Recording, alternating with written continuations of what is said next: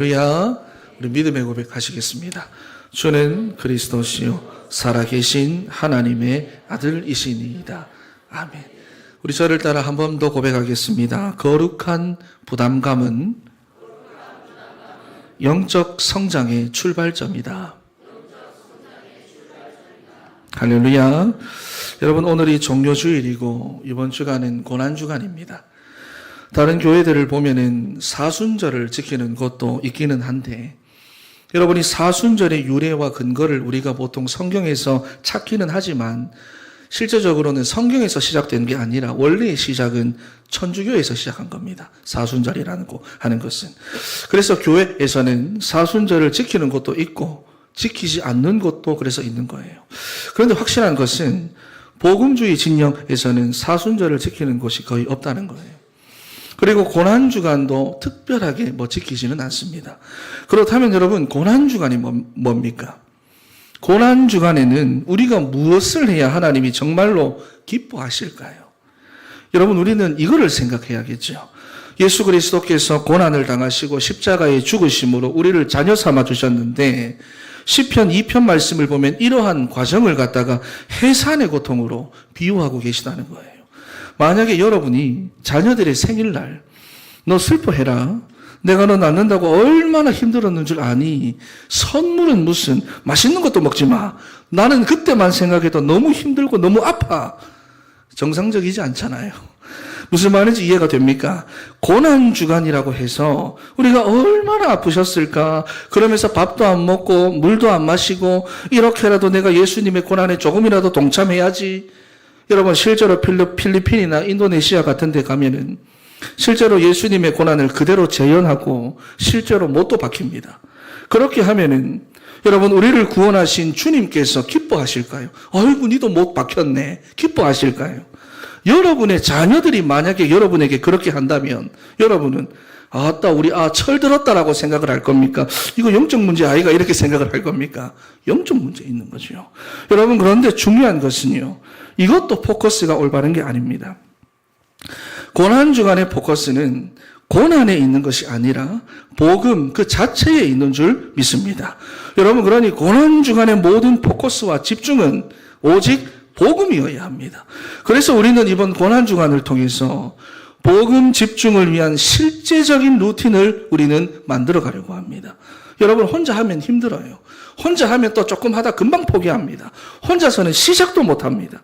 하지만 강단의 흐름 속에서 전체가 함께하고 옆 사람들이 도와주기 시작하면은 함께 할 수 있고 쉽게 할 수 있습니다.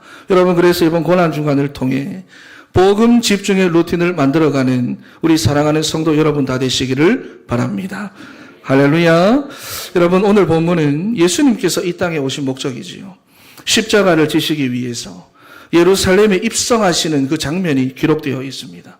그러니까 예수님의 이번 방문은 근본 문제에 빠져있는 인류를 구원하시기 위한 마지막 행보였어요.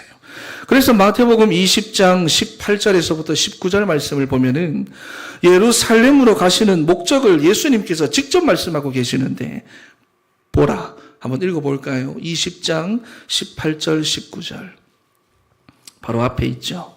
마태복음 20장 18절 19절 읽어보겠습니다. 시작. 보라, 우리가 예루살렘으로 올라가노니 인재가 대제사장들과 서기관들에게 넘겨짐에 그들이 죽이기로 결의하고 이방인들에게 넘겨주어 그를 조롱하며 채찍질하며 십자가에 못 박게 할 것이나 제3일에 살아나리라. 아멘. 아멘.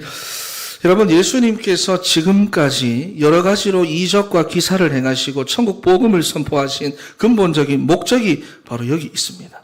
마찬가지로 우리 인생의 목적도 어디에 있습니까? 구속사의 성취에 있고, 우리가 어디서 무엇을 하든지 간에 우리의 삶의 방향이 여기에 초점 맞춰져 있을 때 하나님께서 우리의 인생을 가장 기쁘게 받아주시는 것입니다. 그래서 이번 고난주간을 통해서 우리 인생이 하나님이 가장 기뻐하시는 인생이 되도록 우리가 이 교회 루틴으로 복음에 집중하는 우리 사랑하는 성도 여러분 다 되시기를 바랍니다. 자, 첫 번째로 매여있던 나귀 새끼입니다. 1절과 2절 말씀을 다시 한번 읽어보겠습니다. 시작. 그들이 예루살렘에 가까이 가서 감람산 벳바게에 이르렀을 때에 예수께서 두 제자를 보내시며 이르시되 너희는 맞은편 마을로 가라. 그리하면 곧 메인 나귀와 나귀 새끼가 함께 있는 것을 보리니 풀어 내게로 끌고 오라. 아멘. 아멘. 예수님께서 예루살렘에 가까이 가셨을 때 제자들에게 한 가지 일을 지시하십니다. 맞은편으로 가면은 나귀와 나귀 새끼가 함께 매어 있을 것인데 나귀 새끼를 풀어가지고 데리고 오라는 거였어요. 자, 4절, 5절 말씀을 보면 이유가 나옵니다. 이는 선지자를 통하여 하신 말씀을 이루려 하심이라. 일러스되 시온의 딸에게 이르기를 내 왕이 내게 임하나니 그는 겸손하여 나귀 곧 멍에 매는 짐승의 새끼를 탓도다 하라 하였느니라. 여러분, 그러니까 이 말씀이 스가랴 9장 9절에서 인용이 된 건데 예수님께서 나귀 새끼를 타고 예루살렘에 입성할 것이다라고 하는 것이 구약에서 이미 예언이 되어져 있었고 그 말씀이 지금 그대로 성취되고 있는 것입니다. 여러분, 사실 나귀라고 하는 동물이 우리에게 조금 생소한 동물이잖아요. 근데 원래는 이 나귀라고 하는 동물은 왕의 동물들 중에 하나였습니다. 그러니까 왕이 타는 짐승들 중에는 말이 있고 나귀가 있는데 왕이 말을 타고 가면은 전쟁 중이다라는 것을 암시하는 거고요. 나귀를 타면 평화로운 시대를 나타내는 것입니다. 그래서 예수님께서 나귀를 타고 예루살렘에 입성하신다라고 하는 것은 창세기 3장 사건 이후에 하나님과 원수된 우리와의 모든 그 관계를 해결하시고 하나님과 우리 인간 사이에 진정한 평화를 가져다 주신 평강의 왕으로 오신 메시아 그리스도이심을 보여주는 것입니다. 여러분, 이사야 9장 1절 말씀을 보시면은 이사야 9장 1절을 한번 찾아보겠습니다. 이사야 9장 1절 말씀 한번 찾아보겠습니다. 이사야 9장 1절.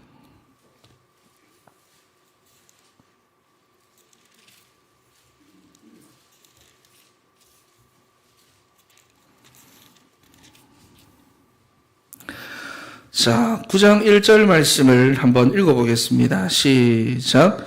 전에 고통받던 자들에게는 흑암이 없으리로다. 옛적에는 여호와께서 스불론 땅과 납달리 땅이 멸시당하게 하셨더니 후에는 해변길과 요단 저쪽 이방 갈릴리를 영화롭게 하셨느니라. 아멘. 여러분, 우리 인생이 다 하나님을 떠난 원죄 상태로 태어나가지고 세상에서 고통당하고 방황하며 사망이 왕노릇하는 인생을 살아왔습니다. 하지만 마태복음 4장 15절과 17절 말씀, 스불론 땅과 납달리 땅과 요단강 저편 해변길과 이방인의 갈릴리여, 아까 이사야 9장에 나오는 거죠. 흑암에 앉은 백성의 큰 빛을 보았고 사망의 땅과 그늘에 앉은 자들에게 빛이 빛이었도다 하였느니라. 이때부터 예수께서 비로소 전파하여 이르시되 회개하라 천국이 가까이 왔느니라 하시더라. 그렇죠. 예수 그리스도의 빛이 우리 인생의 빛이었다 하는 것입니다. 여러분, 원죄 아래 영이 죽어 있기 때문에 흑암에서 살고 있던 우리입니다. 사망의 땅과 그늘에 앉아 있었던 우리에게 빛이 비추었다는 거예요. 그래서 이사야 9장 2절 말씀을 보세요. 흑암에 행하던 백성이 큰 빛을 보고 사망의 그늘진 땅에 거주하던 자에게 빛이 비치도다 그랬어요. 오늘 이 시간에도 예수 그리스도께서 생명의 빛, 말씀의 빛으로 우리에게 비추고 계심을 믿으시기를 바랍니다. 그리고 그 빛이 나를 비추었기 때문에 내가 빛 가운데로 나아갈 수가 있는 거예요. 그래서 회개하라. 천국이 가까이 왔느니라 하시니라. 빛이 마저 나를 비추었으니까 회개할 수 있는 것입니다. 여러분, 그러니 회개도 누가 할 수 있습니까? 예수 그리스도의 빛이 비추어가지고 복음을 제대로 깨닫는 자가 할 수 있는 것입니다. 우리에게 그런 은혜가 임한 것이에요. 여러분, 또 이사야 9장 3절과 4절 말씀을 한번 보세요. 3절, 4절 읽어보겠습니다. 시작. 주께서 이 나라를 창성하게 하시며 그 즐거움을 더하게 하셨으므로 추수하는 즐거움과 탈취물을 나눌 때의 즐거움 같이 그들이 주 앞에서 즐거워하오니 이는 그들이 무겁게 맨 멍에와 그들의 어깨에 채찍과 그 압제자의 막대기를 주께서 꺾으시되 미디안의 날과 같이 하셨음이니이다. 아멘. 여러분 철로 역정에 보면은 주인공 크리스찬이 처음 나올 때부터 무겁게 메고 있는 것이 있습니다. 그게 무엇이죠? 죄의 멍에입니다. 죄의 멍에. 그렇죠. 그들이 무겁게 맨 멍에와 어깨의 채찍과 그 압제자의 막대기를 누가 꺾으셨다? 주께서 꺾으시되. 우리 인생에 매여 있던 죄의 멍에, 내 힘으로 도저히 해결할 수 없었던 그 채찍 같은 내 인생의 고통을 가져다 주던 그 문제, 그리고 우리 인생을 끌고 다니는 그 사탄의 권세를 예수 그리스도께서 꺾어주셨다는 것입니다. 그래서 여기 보니까 미디안의 날과 같이 하셨다. 여러분, 미디안의 날이 무엇입니까? 사사 기드온이 300명의 용사로 미디안의 13만 5천 명과 싸워서 이긴 하나님의 주권적인 역사에 의한 완전한 승리를 말하는 것입니다. 그러니까 우리가 받은 이 구원이라고 하는 것은요, 우리로서는 절대로 받을 수가 없고 할 수가 없는 것인데 하나님의 절대적인 주권적인 은혜와 역사로 말미암은 완전한 승리인 줄 믿으시기 바랍니다. 여러분, 그러니 아직도 내 인생에서 나를 짓누르는 것이 있다. 어떤 문제가 해결되지 않고 나를 계속해서 지금도 고통스럽게 하고 있다. 그리고 무언가에 의해 내 인생이 자꾸만 끌려다니는 것 같다. 아직도 내가 사주팔자 운명 가운데 갇혀 있는 것 같다. 그런 분들이 여기 계시다고 하면은 무겁게 맨 멍에와 어깨의 채찍과 그 압제자의 막대기를 꺾으신 예수 그리스도를 여러분의 입술로 고백하시기를 바랍니다. 구원의 길을 그리면서 여러분들이 선포하세요. 여러분, 그분이 꺾어버리셨습니다. 그래서 3절 말씀을 보니까 뭐라고 말합니까? 우리는 눌려야 되는 사람들이 아니라는 거예요. 문제 때문에 불안해하고 세상에서 고통받고 하는 그런 사람들이 아니라고 말씀합니다. 다른 것에 끌려다니는 인생이 우리의 인생이 아니라는 거예요. 3절에 보니까 우리는 뭐 해야 되는 인생입니까? 즐거워해야 되고 기뻐해야 되고 감사해야 하는 줄 믿습니다. 여러분, 그래서 여러분이 제가 자주 말씀을 드리지만 문제가 있다, 어려움이 있다, 위기가 왔다. 여러분, 그때는 오히려 뭐를 돌리라 했습니까? 예, 떡 돌리세요. 오히려 감사하며 떡 돌리시기를 바랍니다. 왜냐하면 살아계신 하나님을 체험할 수 있는 시간표가 내게 드디어 왔다는 거예요. 내 인생에 하나님의 개입하는 시간표가 온 것입니다. 할렐루야.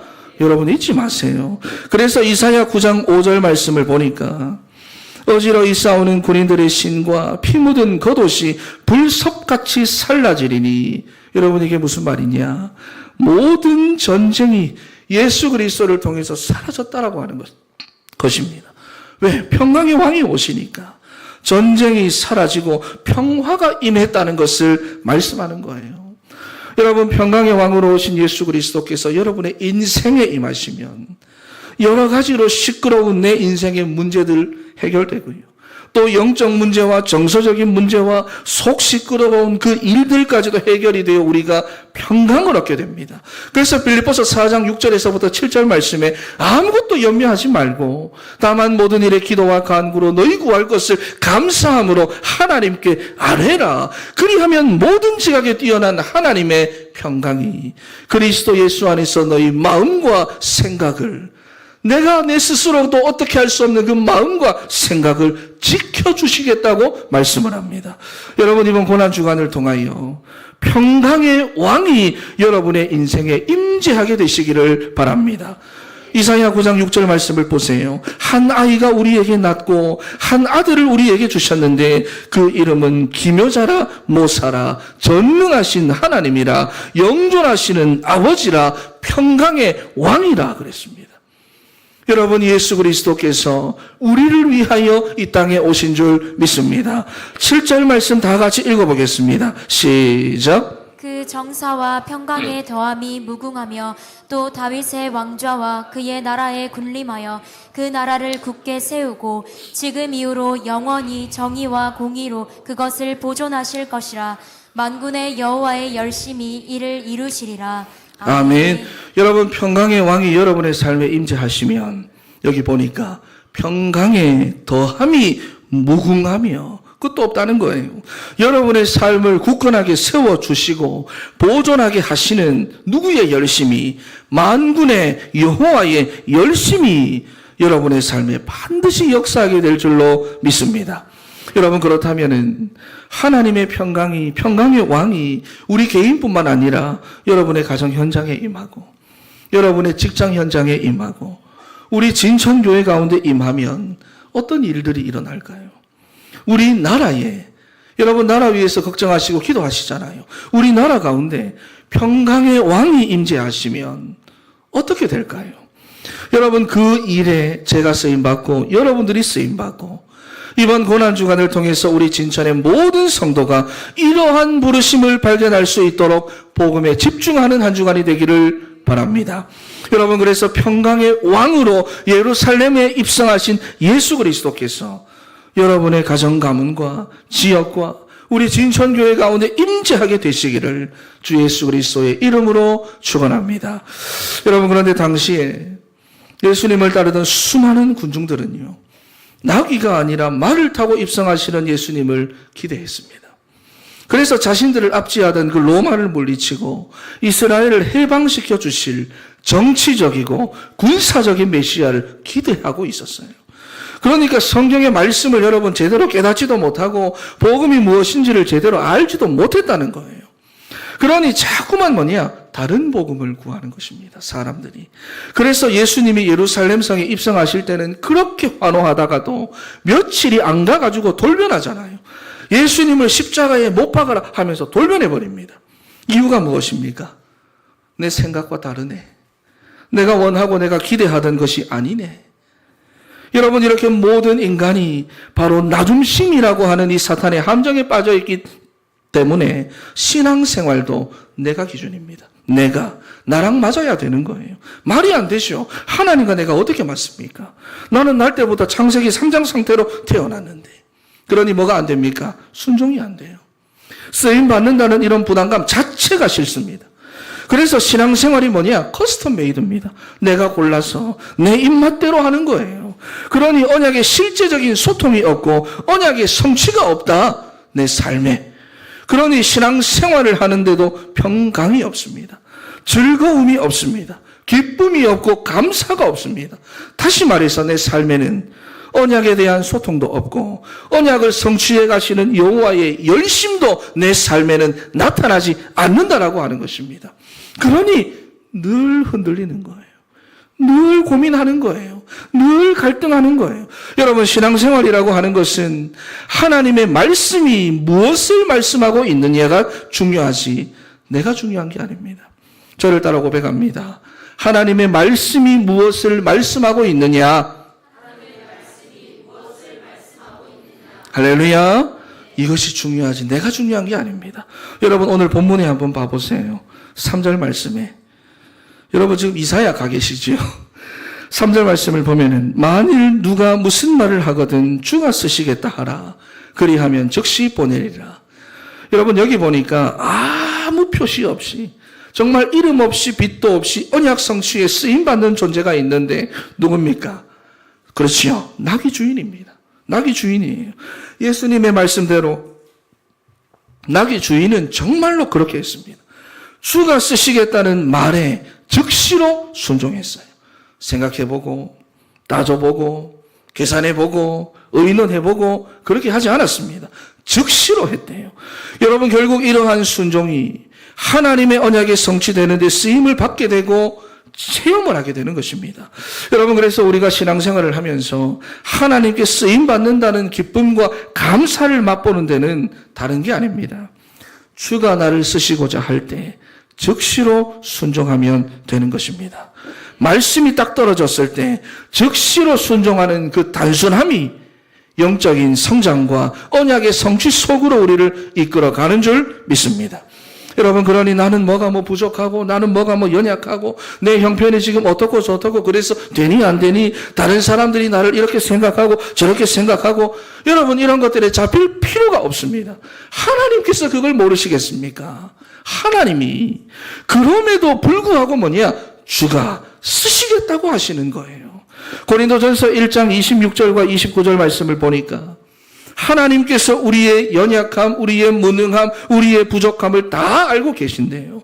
그런데 우리를 그런 상태로 그냥 놔두시는 것이 아니라 강하게 하시고 지혜롭게 하시고 부하게 만드셔가지고 사용하시겠다는 것을 말씀하고 있는 것입니다.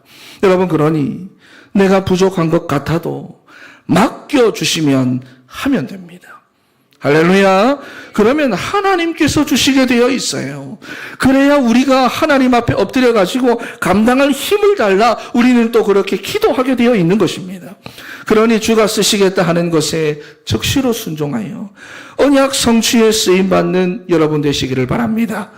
그리고 즉시로 순종하여 평강의 왕이신 그리스도께서 여러분의 삶으로 가정으로 임재하시는 일에 여러분이 쓰임받게 되기를 바랍니다.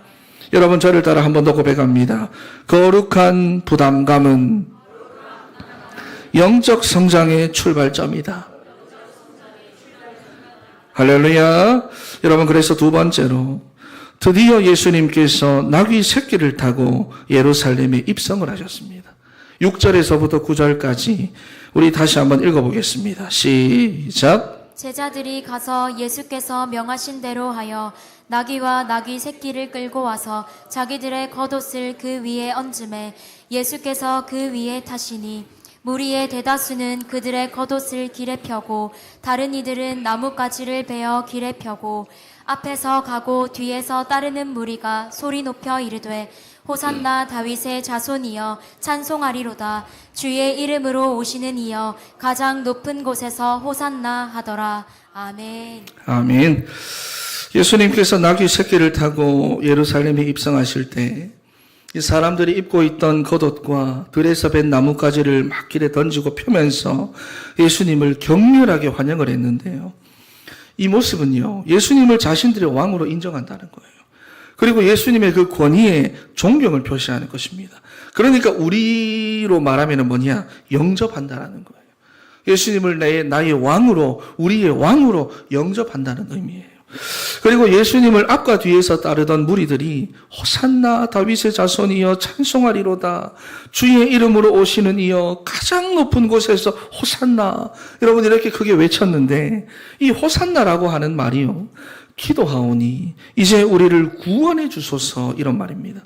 그러니까 사람들의 이런 환영은요, 자신들을 구원해 줄 왕으로 예수님을 영접하면서 기대했다라는 말입니다. 그런데 요한복음 12장 13절 말씀을 보니까 사람들이 이때 무엇을 흔들었다고 기록을 하느냐? 종려나무 가지를 흔들었다, 그렇게 말하거든요. 여러분, 이 신약과 구약에는 중간기라고 하는 기간이 있습니다. 다니엘서를 들어보셨던 분들은 기억이 나겠지만 이때 헬라 나라의 안티오쿠스 에피파네스가 쳐들어와가지고 성전을 막 더럽히고 사람들을 죽이고 핍박을 했는데, 이런 헬라 나라와 싸워가지고 승리를 하고 유대 나라를 독립 직전까지 이끌어갔던 유명한 장군이 있어요. 그가 바로 마카비라고 하는 사람입니다. 당시에 마카비가 예루살렘에 입성을 할 때에 사람들이 그때 종려나무 가지를 막 흔들면서 마카비를 환영을 했는데, 그때부터 이 종려나무 가지가 이스라엘의 승리와 이스라엘의 독립을 상징하는 표시가 된 거예요. 그러니까 결국에는 백성들이 막 종려나무 가지를 흔들면서 호산나 하고 외치는 것은요, 로마의 압제로부터 자신들을 구원해 달라고 하는 뜻이고, 사람들이 기다리고 원하는 그리스도는 로마에서 해방시켜줄 정치적인 그리스도, 정치적인 왕이었다 하는 것입니다. 그러니까 예수님이 예루살렘 성에 입성하실 때는 우리의 왕이요, 우리의 주인입니다. 우리를 구원해 주소서. 사람들이 정말 굉장한 신앙 고백을 하면서 환영하고 영접하는 것처럼 보이지만 실제로는 뭐다? 동상이몽이다 하는 거예요. 동상이몽이다. 그렇지요? 동상이몽입니다. 결국 그 무리들이 어떻게 변했습니까? 예수님이 우리의 왕이시고 주인이십니다. 영접까지 해놓고는 나중에 살인마 바라바를 풀어주고 예수를 못 박으라 소리를 지르면서 소동을 일으킨 거예요. 여러분, 그런데 지금도 마찬가지입니다. 예수님을 믿는다고 하면서도 동상이몽. 하나님의 말씀이 내 삶의 기준이 아니라, 그렇지요, 사단이 우리 인생에다 파놓은 함정. 나는 여전히 뭐냐? 내가 기준입니다. 여전히. 그래서 내가 원하는 모습으로, 내가 필요한 것을 가지고 내가 원하는 자리에 앉아서 그걸 누리며 살아가고 싶은 건데 그게 내 마음대로 됩니까? 왜냐하면 실제로는 사탄이 우리 인생의 주인 노릇을 하고 있고 내 인생은 여전히 사탄의 함정 속에 빠져 있는데, 그래서 여러분, 하나님을 떠난 모든 인생들이, 나뿐만이 아니라 하나님을 떠난 모든 인생들이 그렇게 되기를 똑같이 구하잖아요. 내가 원하는 거, 내가 필요한 거, 그렇지 않습니까? 우리가 다 이런 전쟁터에서 살아가고 있으니 인생이 행복할 수가 있겠습니까? 그리고 이런 상태로 신앙생활을 한다면 여러분, 영적인 힘이 있을까요? 나 한 사람도 넘어설 수 있는 힘이 없는데 영적인 힘이 있을까요? 여러분, 하나님과 동상이몽하면 안 됩니다. 복음과 동상이몽하면 안 돼요. 저를 따라 고백합니다. 우리 인생은, 한 번 더, 우리 인생은 하나님이 원하시는 모습으로, 하나님이 원하시는 자리에서, 하나님이 원하시는 일을 할 때 가장 행복해진다. 할렐루야. 우리 옆에 계신 분들에게 한 번 더 고백합니다. 하나님과 동상이몽하면 안 돼요. 시작. 여러분, 동상이몽하면 안 됩니다. 그래서 우리는 무엇에 도전을 해야 하느냐? 나에게 도전하는 것이 아닙니다. 내가 원하는 것을 향하여 도전을 하는 것이 아니라 우리는 오직 복음으로 도전해야 할 줄로 믿습니다.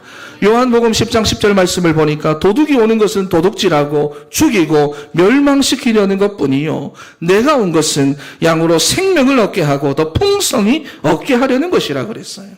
여러분, 사탄이 아무리 나중심, 물질중심, 성공중심이라는 좋은 사상과 좋은 말로 우리 인생에 답을 주고 이익을 주고 유익을 주는 것 같아도요, 잠깐입니다. 여러분, 잠깐. 결국 사탄이 하는 짓거리는 뭐냐? 여러분의 인생과 가정을 도둑질하고 죽이고 멸망시키는 것입니다. 그래서 우리는 생명을 얻게 하고 더 풍성히 얻도록 하시는 예수 그리스도만 따라가야 하는 줄 믿습니다. 그래서 오직 복음으로 답이 나야 돼요. 오직 복음만이 이 사탄의 공격과 재앙을 막고요, 개인과 가정과 가문과 지역을 살릴 수가 있는 것입니다.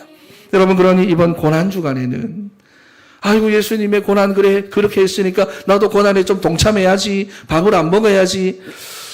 어떤 단체는 이렇게도 합니다. 고난주간에 회식하라고 해요. 그리고 인증샷 찍으라고 해요. 왜냐하면 틀린 고난주간을 보낼까봐. 우리는 그렇게는 하지 않지만 이번 고난주간에 우리가 고난이라는 것에 집착하는 것이 아니라 복음에 정말로 집중할 수 있도록, 할렐루야, 우리가 실제로 시간을 정해서 복음의 집중 속으로 들어가는 도전을 할 건데, 예수 그리스도가 모든 문제의 해결자라는 사실을 여러분이 확실하게 붙잡으시기를 바랍니다. 생명수의 근원이 되시잖아요. 그리고 이제는 실제로 언약이 소통되고 언약 성취의 흐름 속으로 들어가도록 실제적인 영적 루틴을 만들어가는 그런 고난주간이 되기를 바랍니다. 그래서 엘리사처럼, 다니엘처럼, 가이오처럼 문제가 있든지 위기가 있든지 갈등이 있든지 바쁜 일이 있든지 끝까지 오직 복음으로 따라가는 우리 사랑하는 진천의 성도 여러분 다 되시기를 축원합니다. 결론입니다. 비육지탄이라는 고사성어가 있습니다. 비육지탄. 여러분, 인생을 살아가면서 보람된 일을 하지 못하고 세월을 헛되이 보내는 것을 한탄하는 그런 말인데요. 이 말을 누가 썼느냐? 삼국지에 나오는 유비가 한 말입니다. 유비가 조조한테 쫓겨가지고 유표라고 하는 사람의 집에 이제 식객 노릇을 하고 있을 때에 아무것도 못하니까, 도망자 신분이니까 아무것도 못하고 밥이나 먹고 있으니까 자신의 넓적다리에 살이 찐 것을 보고는 탄식하면서 하는 말이에요. 비육지탄. 여러분의 영적 넓적다리를 한번 살펴보시기를 바랍니다. 얼마나 살이 쪄 있습니까? 영적으로 힘이 없고 무감각해질 정도로 영적으로 비육지탄 되어 있지는 않습니까? 여러분, 이번 고난주간을 통해서 그 넓적다리의 살을 빼고 복음을 위해 쓰임받고 언약을 위해 쓰임받는 그 기쁨과 감사를 회복하는 우리 사랑하는 진천의 모든 성도들 다 되시기를 축원합니다. 우리 마지막으로 한 번 더 고백합시다. 거룩한 부담감은 영적 성장의 출발점이다. 기도하겠습니다. 하나님 감사합니다.